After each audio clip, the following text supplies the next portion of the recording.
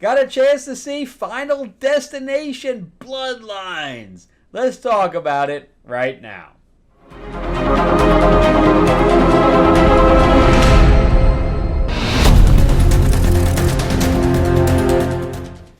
Welcome back to the channel, everyone. Thank you so much for spending time with me as we rant about movies, comic books, and television shows, as well as the occasional board game. I'm your host, Frank Zanka, an award-winning screenwriter, novelist, and comic book writer, as well as a filmmaker. And yeah, let's talk about Final Destination Bloodlines. And before you do, remember to give me a like and a subscribe if you can. Ring that bell, ding, ding. And if you can, share this video out there. That would be amazing as well. Plus, I'm working on a film right now. I have another week to go on it, so that's why I kind of disappeared for a little bit. Hopefully I can get this video out before I start back on Sunday. And then on top of that, well, I'm working on just, if you ask, I'm allowed actually to say, I'm working on Hood Riches 3 for Tubi. So yeah, I don't know if you want to watch 1 and 2. But also, if you'd like to go to Amazon.com and read anything that I've written, just type my name in there, Frank Zanko, or you can click the link in the description below. My 4 novel series, my quadrilogy of sci-fi, is called Destiny Aurora. It was also made into a board game and an RPG. It's also on Audible. And, I have my fantasy novel, Tales of Ravenor the Iron Witch. I have a I have a horror book up there called The Awakening. I have a biography called Escape from Berlin, the Diane Jacobs story. Obviously, the true story of World War II. And I'm working on a new novel right now, new Destiny Aurora. I'm trying to finish up the short story for that. And I'm going to be releasing on Kickstarter coming up. I've been working on it actually all day on my day off here. For Fairy Tales of Terror.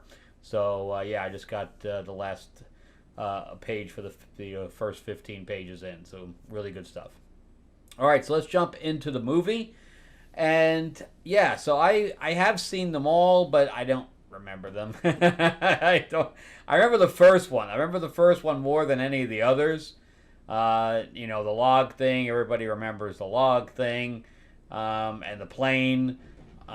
So the first one was in 2000, so it was 25 years ago, and the budget back then was $25 million. Now, and this movie has no names in it whatsoever. Most of them don't. And this one, 25 years later, the budget has ballooned to double. Why? I don't know. But I can tell you that the opening scene probably cost the most money. The opening scene is incredible. It's almost sad that was the opening scene, because after the opening scene, nothing else can match it. So you have a period piece with Breck Basinger from Stargirl, and she does an amazing job in this. Her acting in this is just phenomenal, and it's about the 50s, where there's this kind of a sky, it's got to be like 500 feet in the air. It's a restaurant on top, kind of like a Space Needle type of situation, and it was newly created. And it was like opening night of this restaurant, and the floor was glass, and of course you know where all that's going. And he's going to propose to her, and all this other stuff that's going on.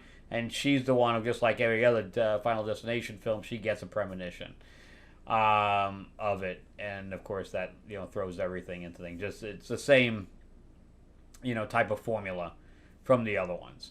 However, there's so much coverage that had to get done on this. It really felt like a disaster movie in the beginning. It had some stuff on like Titanic, in it. That's how I kind of felt. And I was really enthralled with the beginning. I mean, the beginning scene is probably 20 minutes by itself, and I loved it. I thought at the beginning was great. They really, really did a good job. And the directors here, I really don't know most of what these guys have done. They did like the Kim Possible movie. Zach Lebowski and Adam Stein. I can't say that the directing was poor in any way, especially in the beginning. I thought the directing in the beginning was extremely good. And then I just felt that it just got meh as time went on. But I walked into the other theaters, and it's playing in like half a dozen theaters of my movie theater, and they were all full. The IMAX, the Dolby, full of people at 10 o'clock at night. Full. In fact, the woman next to me, I came in, during the previews, and the woman next to me had taken my seat. So there was only two reasons for that. Either A, she had snuck in, but because the movie was full, I doubted that, or the seat was broken, which is what it ended up being. I'm like, nah, don't worry about it. I got no problem, with sacrificing a little bit of the basically the footrest didn't go up and stuff like that. The butt was broken, no biggie. But she did text half the movie, but at least she went to one side. And she had it, and there was nobody on her side. And at least he had the gamma turned down, so it didn't really bother me. I still don't understand why people text throughout the entire movie. What is so pressing that you can't let go of your phone for 2 hours? It really boggles me. But anyway, so this movie was $50 million. It looks like everybody's really liking it on the Rotten Tomatoes side. Me, again, I loved the beginning, and I just thought it just kind of went downhill from there. The writers on this are Guy Busick, who did Spider-Man No Way Home. I think he did a pile of other stuff. I think I really like a lot of what he's written. Oh, yeah. He's done the last Scream 5, Scream 6, Abigail, Ready or Not. Yeah, I really like this guy. And it's not that the writing is poor, because there is a lot of little things that you have to put into this type of script to keep everything moving and getting all of the pieces together, but not being too obvious. So it's kind of a script that needs a little bit of nuance, but there isn't anything here. As far as the characters are concerned, there's nothing. There's nothing jarring.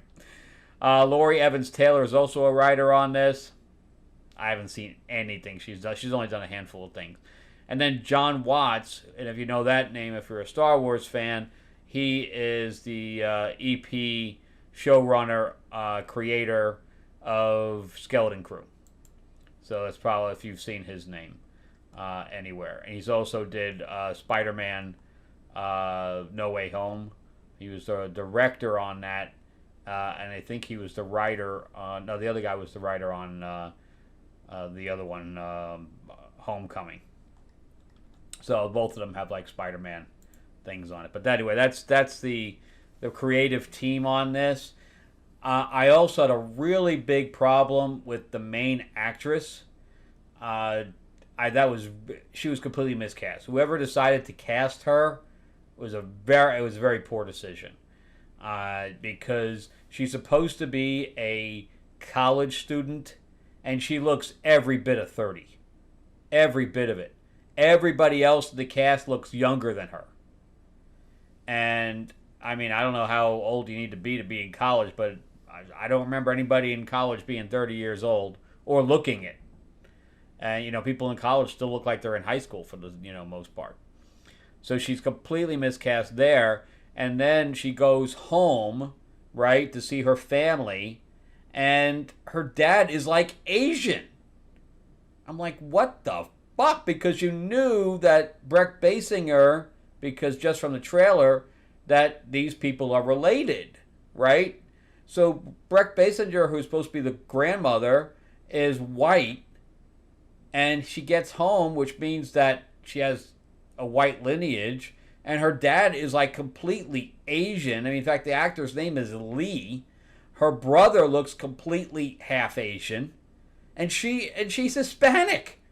She doesn't fit. She doesn't fit into the family. Then she goes to the other half of the family, and they're all white. So it's white and Asian. That's it. There is nothing else. There's nobody in there that's Latin. I was like, throughout the whole movie, I'm like, why was this woman cast? She's the wrong age. She's not pretty. And on top of that, she's Latin. And the rest, there's no lineage to Latin in the whole family.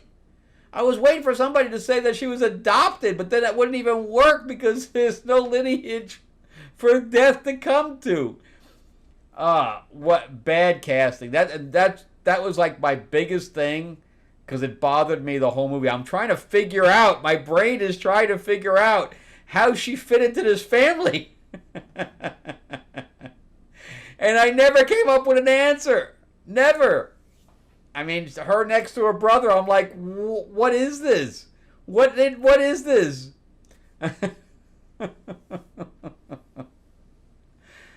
So, yeah, so that's, for me, so the kills, if you're wondering about the kills, yeah, some of them are pretty good. Some of them are over the top, like the scene in the hospital is completely over the top. I liked what they did with the grandmother's cabin. It looked very Walking Dead, although I don't understand the spikes. Wouldn't that make it more dangerous for her? But I guess and if she never left the house, I don't know, where does her money come from? I didn't understand if they were just independently wealthy. I didn't get any of that. So it had a lot of holes, I thought.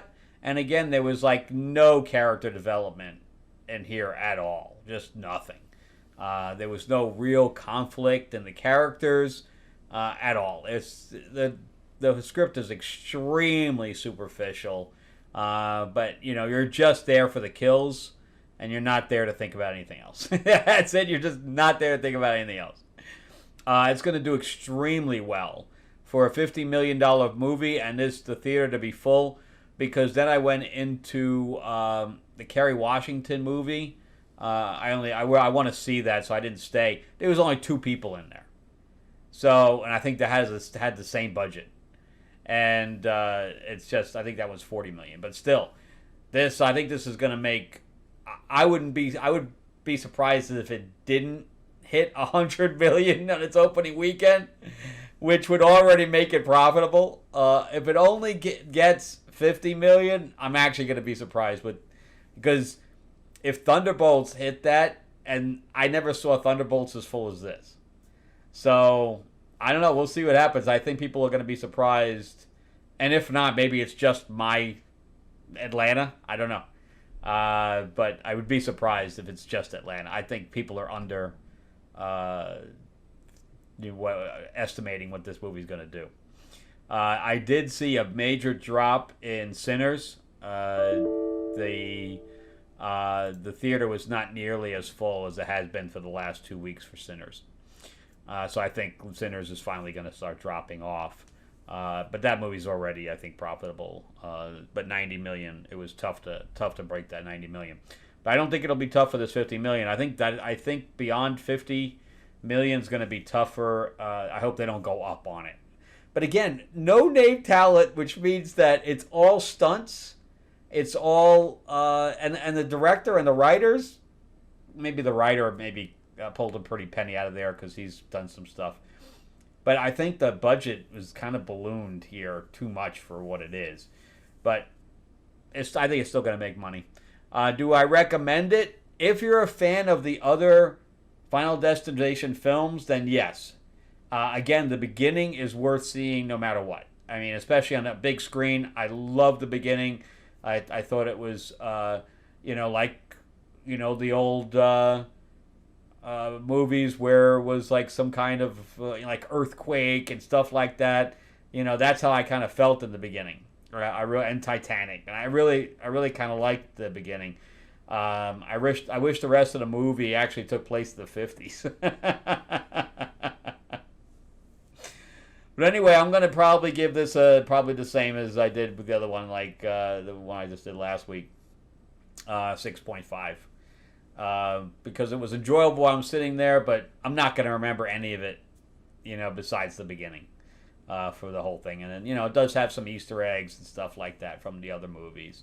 Again, if you like the other movies, you're going to like this. Simple as that. If you didn't like the other ones, you're definitely not going to like this. Because, there's no depth. If you're looking for depth or anything like that, you're not going to find it. You are not going to find it here. All right, well, that's it for me. Thank you guys so much for watching. Remember to give me that like, give me that thumbs up if you can. And if you can, subscribe, please do. Ring that bell, ding, ding. Remember, too, that you can also check out stuff I've written by going to Amazon.com and type my name in, or you can click the link in the description below. I will see you guys on the next one. You guys have a great week. All right, bye-bye.